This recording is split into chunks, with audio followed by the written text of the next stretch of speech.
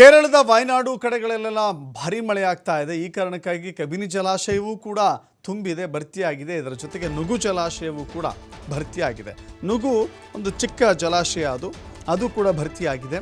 ಜಲಾಶಯದಿಂದ 7,000 ಕ್ಯೂಸೆಕ್ ನೀರನ್ನು ಆಚೆ ಬಿಡಲಾಗ್ತಾ ಇದೆ. ನದಿ ಪಾತ್ರದ ಜನರಲ್ಲಿ ಪ್ರವಾಹದ ಭೀತಿ ಶುರುವಾಗಿದೆ. ಮೈಸೂರು ಜಿಲ್ಲಾಡಳಿತ ಈ ಬಗ್ಗೆ ಹೆಚ್ಚಿನ ಗಮನ ಹರಿಸಬೇಕಾಗಿದೆ. ನದಿ ಪಾತ್ರದ ಜನ ಏನಿದ್ದಾರೆ ಆ ಜನರನ್ನು ಕೆಲಕಾಲ ಸ್ಥಳಾಂತರ ಮಾಡೋದೇ ಒಳಿತು ಅಂತ ಕಾಣಿಸುತ್ತೆ. ಕೇರಳದಲ್ಲಿ ಮಳೆ ಆದರೆ ಕಬಿನಿಯೂ ಭರ್ತಿಯಾಗುತ್ತೆ, ನುಗು ಜಲಾಶಯವೂ ಕೂಡ ಭರ್ತಿಯಾಗುತ್ತೆ. ಎರಡೂ ಜಲಾಶಯಗಳು ಕೂಡ ಭರ್ತಿಯಾಗಿದೆ. ಹೇಳಿ ಕೇಳಿ ಕೇರಳ ವಯನಾಡು ಪ್ರದೇಶ ಅತ್ಯಂತ ಮಳೆ ಬೀಳುವಂಥ ಪ್ರದೇಶ. ಈ ನುಗು ಜಲಾಶಯದಿಂದ ಹರಿಬಿಡ್ತಾ ಇರುವಂಥ ನೀರಿನ ದೃಶ್ಯಾವಳಿಗಳನ್ನು ಕೂಡ ಗಮನಿಸ್ತಾ ಇದ್ದೀರಿ. ಪೊಲೀಸರು ಎಚ್ಚರಿಕೆಯ ಕ್ರಮವನ್ನು ತೆಗೆದುಕೊಂಡಿದ್ದಾರೆ.